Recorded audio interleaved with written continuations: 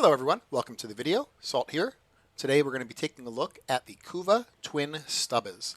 Now in this weapon series, I take a weapon, I build it out, and I test that weapon on its own merits, meaning I don't mix it with any kind of external factors that would increase weapon performance.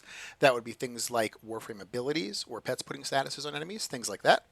I just test the weapons built out by themselves and I let the viewer make their own intelligent conclusions about adding those external things. So let's get into the twin Stubbas here. So they are Kuva weapons, so you have to do the whole lich system to get them. They are machine pistols.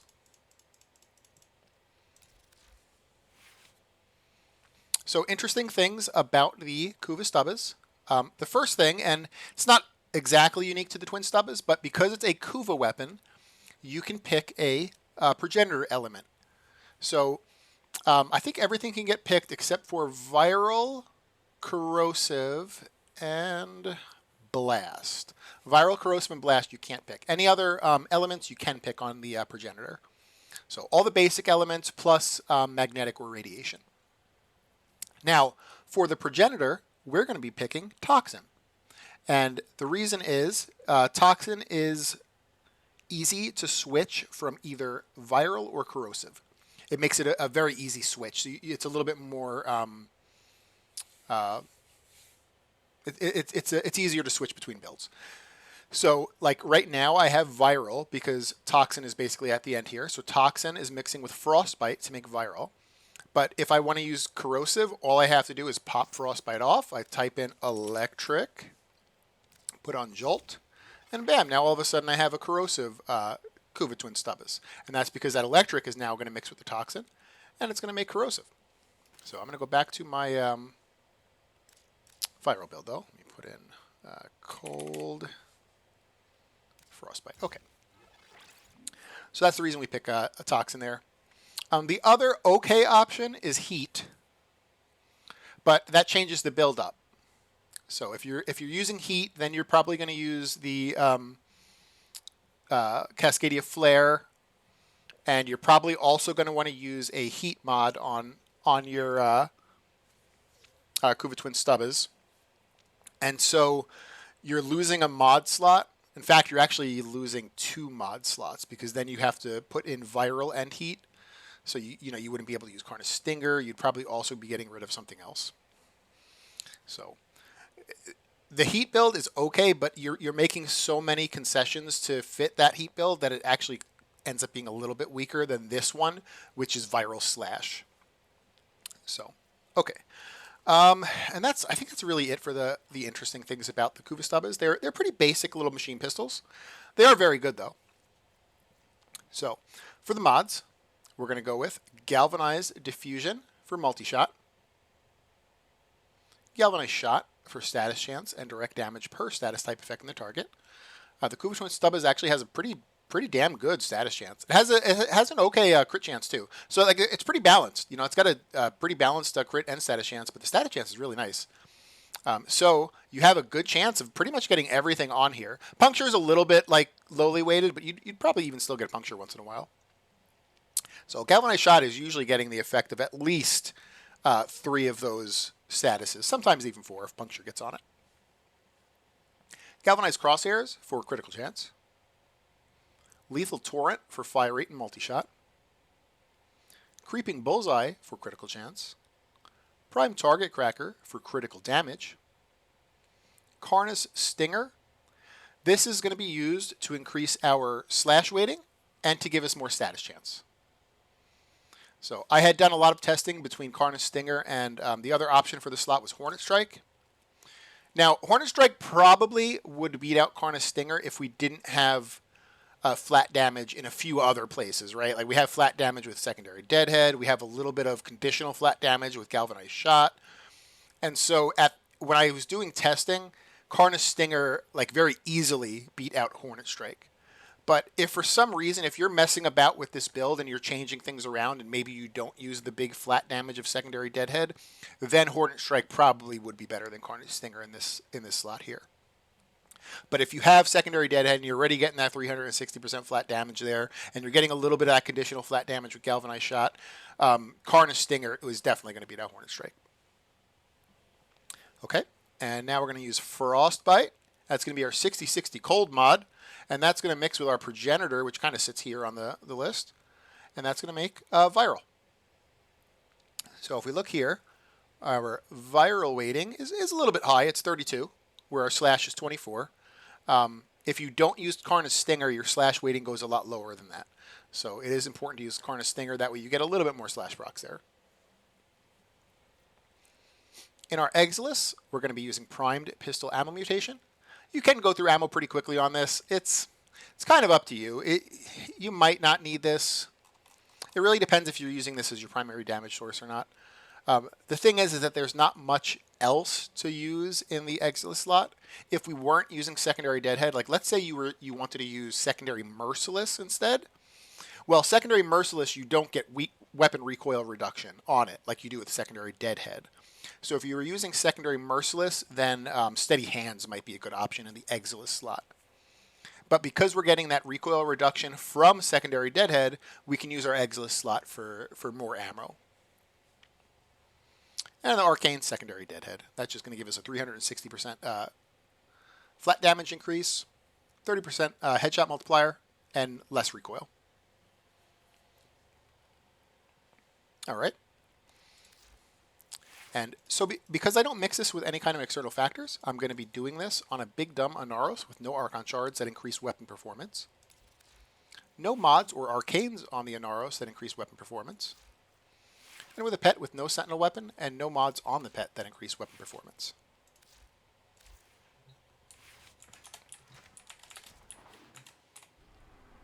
All right, let's queue up that Steel Path Kuva Survival. And we'll get into it here.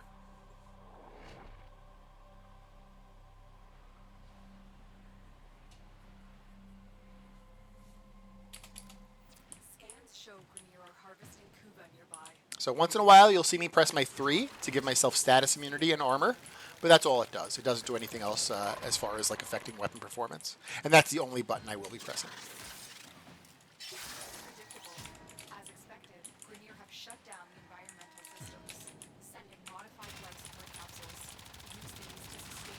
So of course we have to get our conditionals up first. And then once we get our conditionals up, we're kind of slaying here.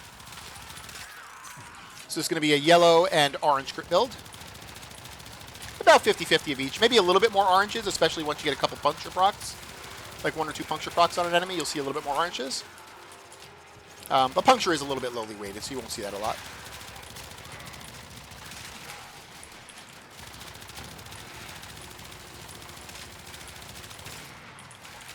Now, I say this in a lot of videos, so I'm sorry if I repeat myself. Like if you've watched a lot of videos, and you've probably heard me say this already. Secondary weapons that are single target weapons, like this one, they suffer a little bit more than primary single target weapons because primary single target weapons have an easy way to get punch through that feels comfortable. Because on primaries, you're almost always, I mean, pretty much on every weapon. Pretty much every weapon, you're always going to need fire rate. I guess there are a few weapons that you don't need it. But most weapons, you're going to need fire rate. And primaries have access to Prime Shred. And Prime Shred gives them fire rate and punch through. So they have a very easy way to get punch through along with a stat that they're basically always going to need, which is fire rate. Well, secondaries don't really have that. Secondary, to get punch through, you literally just have a mod that is punch through. And so a lot of times it's not good enough to use that mod because it doesn't really give you anything else. And so there's not a good way to get punch through on secondaries. So if you had a Riven that had punch through, that's a really good stat. You should value, on this weapon, you should value crit chance, crit damage, multi-shot, but also don't discount punch through. Punch through is right up there with the others as well. So basic God roll Riven stats, I would say, on this weapon. Crit chance, crit damage, multi-shot, and because it's a secondary single target weapon, punch through as well.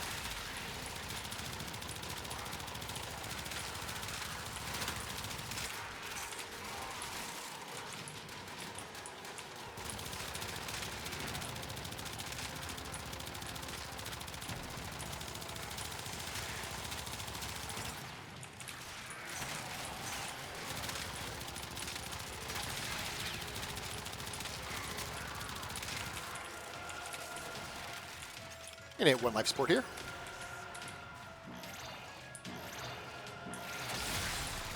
I had heat on this weapon for a long time. I had the heat build on this weapon for a very long time. But after testing, I found that the toxin build without heat was a bit better. Just because it frees up more mod slots. The heat build, you're basically required to use Cascadia Flare, which is nice. You know, it's 120% more flat damage than secondary Deadhead, but now you have to use the Exilus that gives you recoil reduction. Now you're also probably putting another heat mod on your weapon to increase the heat weighting. And you're still wanting viral, so you're still needing to put 2 viral mods, unlike this one where you only have to use 1 mod to make viral.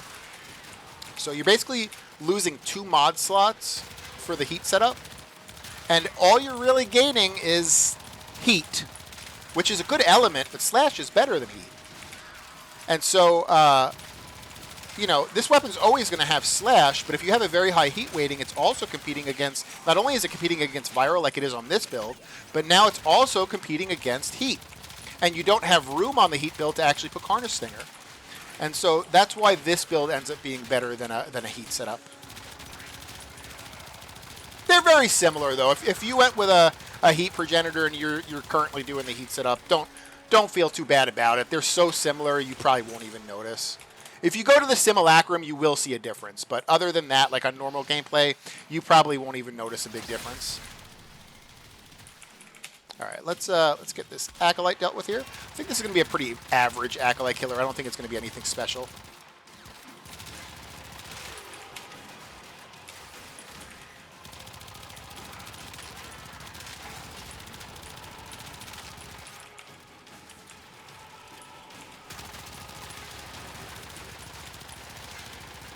Angst. Let me put my status immunity and armor back on.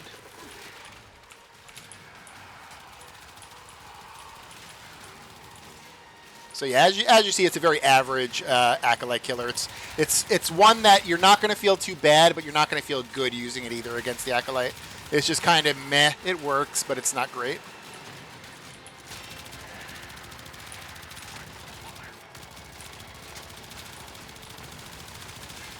Of course, if you're better at getting headshots than I am, you can kill him quicker.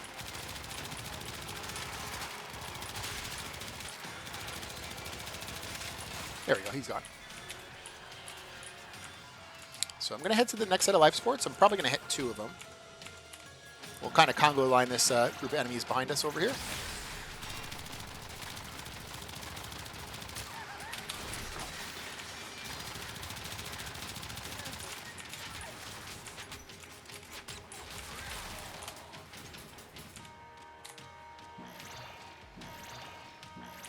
The other thing about the slash versus heat is that the slash will, the slash build that we're using currently will scale better than the heat build, just because later in Steel Path, it's just kind of the unfortunate thing that later in Steel Path, slash is pretty much like your primary damage source. They're going to change it a little bit because enemy armor values are coming down a bit, like the cat.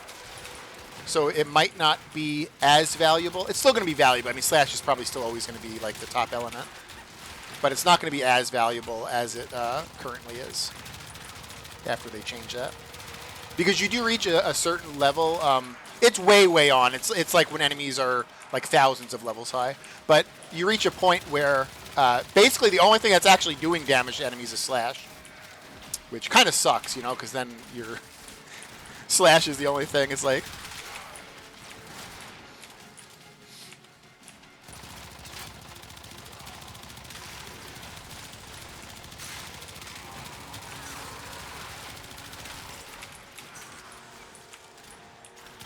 Heat and corrosive is good too, like with the element build. If you did go heat, instead of going viral heat, you can go corrosive heat, which is pretty good. You get a little more armor strip there. But at the end of the day, slash build is going to be better. It's better to just completely bypass armor than it is to try to strip or deal with the damage reductions on it.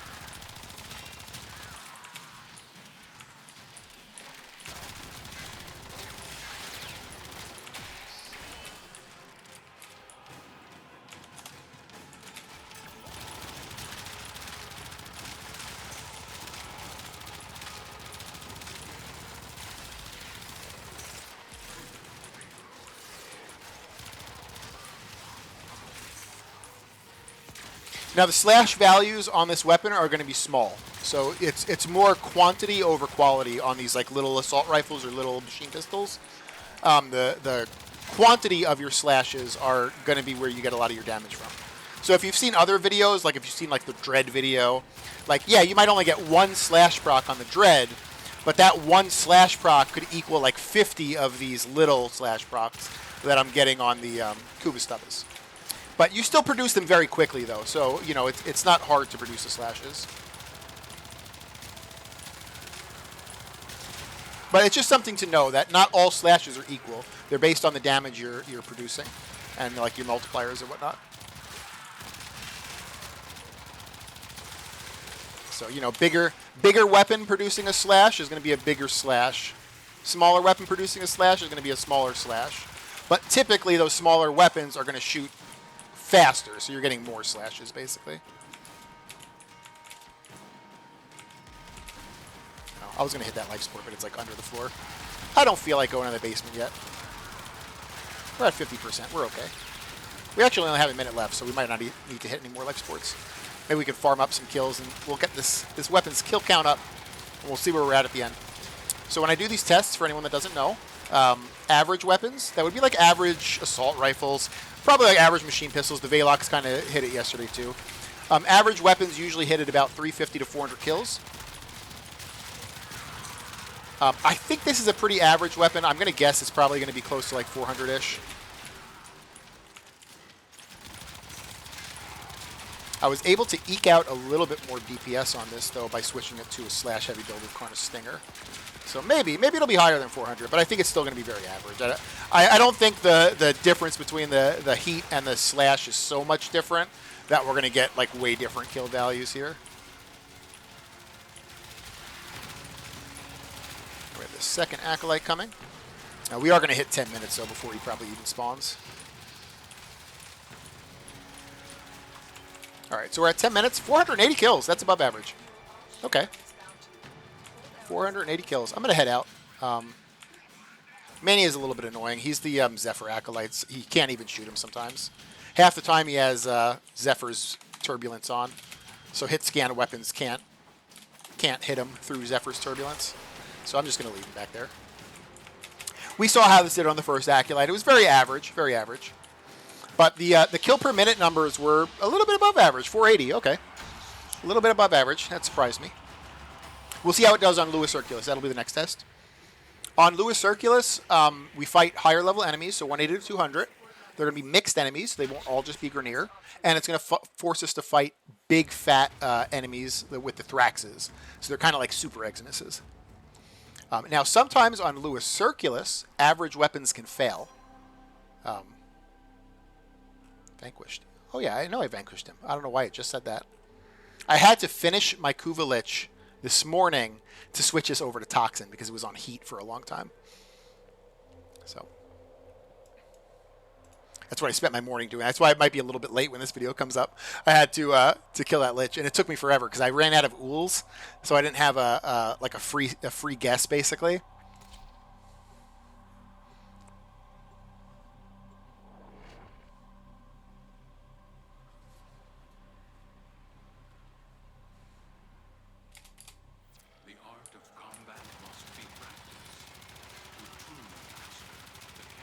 We'll deal with these two little Drac Masters they like to put right at the beginning when you don't have any conditionals and you're at your weakest.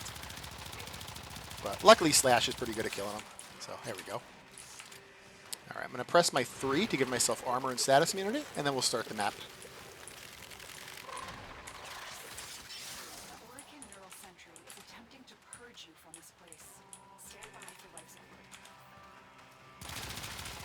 So sometimes average weapons will fail on Lewis Circulus just because you have a little bit more life support issues on Lewis Circulus. Between fighting larger enemies, spending more time fighting like Thraxes, the Thraxes actually sucking life support, so they actually take life support away from you while they're up. And you sometimes also fight with the unfortunate Lewis spawns, which are a little bit crappy because they... the spawns on Lewis Circulus aren't the best. So we'll see how this does. Maybe this passes 5 minutes. Maybe it fails at 5 minutes. We'll see. We try to farm up as many yellow life supports as I can, and we'll hopefully get past that 5 minutes.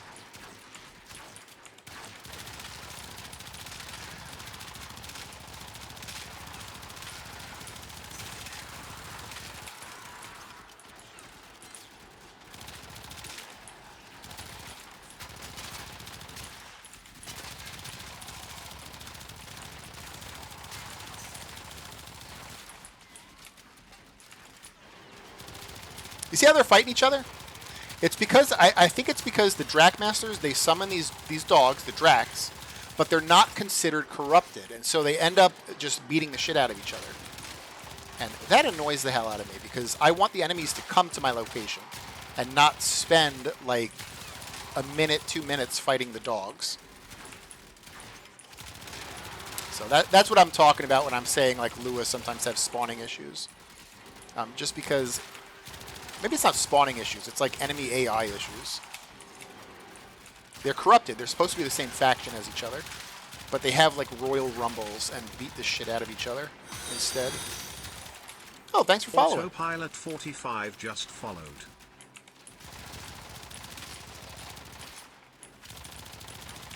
Thanks, Autopilot. I hope you're doing good today.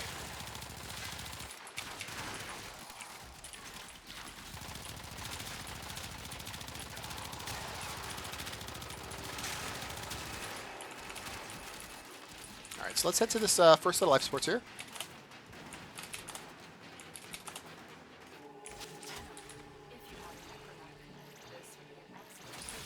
I'm going to hit one more life support.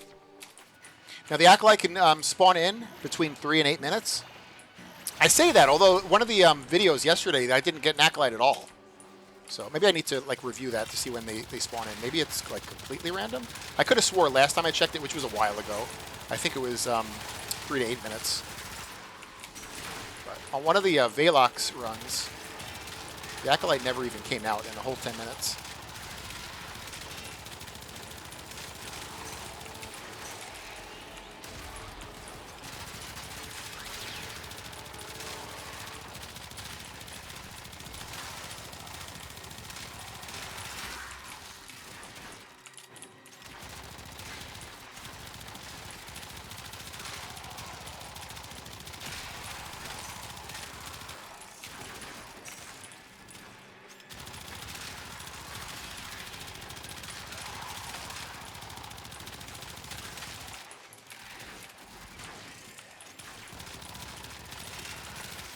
So you actually kind of want to get a early Acolyte on Lua Conjunction because the Thraxes come out at 5 minutes. So you usually don't want to have to fight the Thraxes and the Acolyte at the same time. So it's better to get like a 3-minute Acolyte. Here's the Acolyte. So 4 minutes in. That's not bad. We'll try to kill the Acolyte before the Thraxes come. That way we can deal with them one at a time instead of having to deal with both of them. This is the Violence. He's the Banshee Acolyte. He just has Silence. But we don't really care about that. We don't really have any abilities that we care that he shuts off. Make sure in the middle of killing the Acolyte, you're still killing little guys. That way you keep your stacks up of Crosshairs and of Deadhead.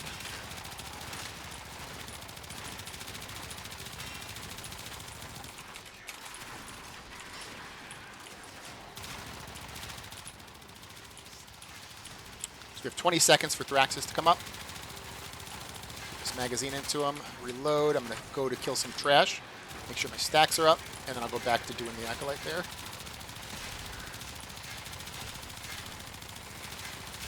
All right, Acolyte's down. We're going to get Thraxes in 5 seconds. I'm going to hit one life support because we're kind of low here.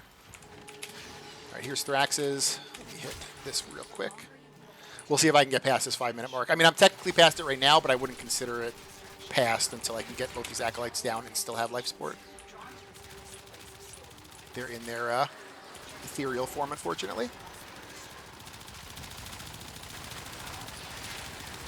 Right.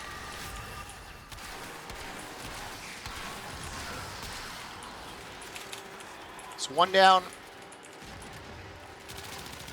Get some conditionals up with these little guys. Okay, go back to the Thrax. course, he went to Ethereal as soon as I went to shoot. All right, he's down. I don't know why he was armor stripped. Why was he armor stripped there? I don't think I have anything at armor strips. All right, so we got both Thraxes down. We passed the 5-minute mark. I'm going to go hit this life support. We're going to hope that the enemies kind of conga line over to us. We'll try to stabilize here because we are still kind of low life support. So we'll try to stabilize,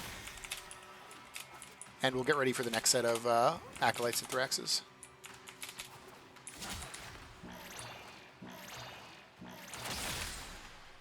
And 10 minutes we'll end this too. So if we get past the 10-minute mark, that'll be great. But sometimes average weapons can't. That's okay. Sometimes average weapons can't pass the 5-minute mark. So it was good that it was able to.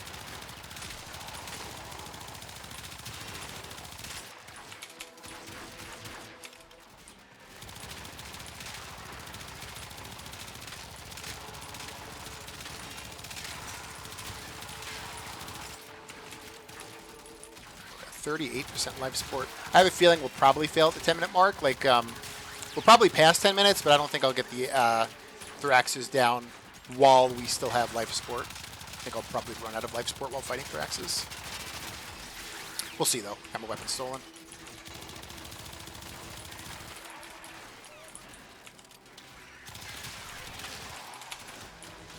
Hit this one life support sitting here.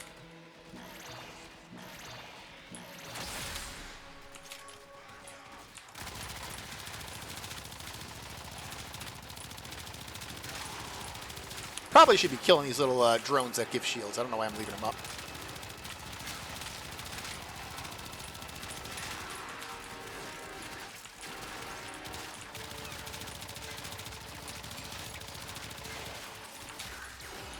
Of course, he stole my weapon.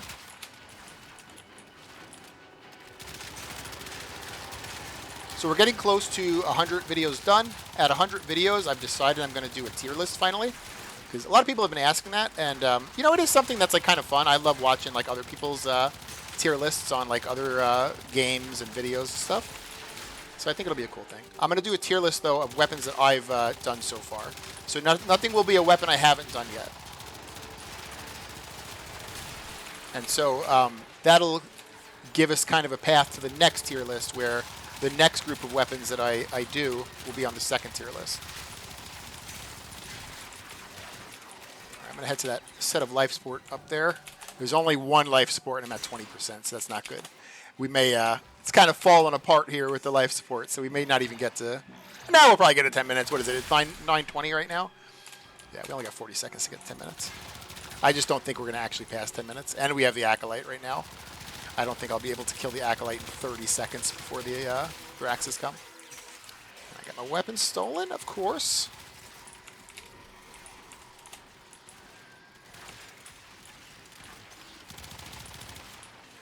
And again, was that my weapon stolen? No, I just got staggered. I need to put my status immunity up again. Probably going to have to focus on Thraxes when they come out because I'm not going to be able to get this Acolyte down. It's just Torment. He's just a little bit annoying. He's not super dangerous. All right, Thraxes.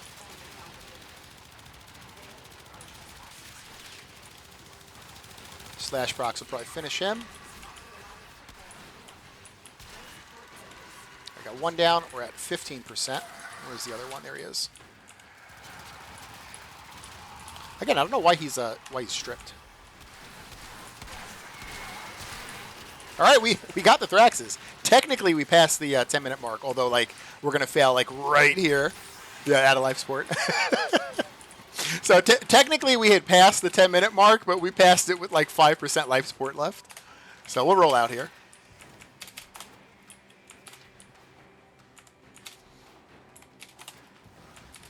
So the Kuva Twin Stubbas are, they're average, I would say. I mean, they performed, well, actually, let's see here. 361, that's average.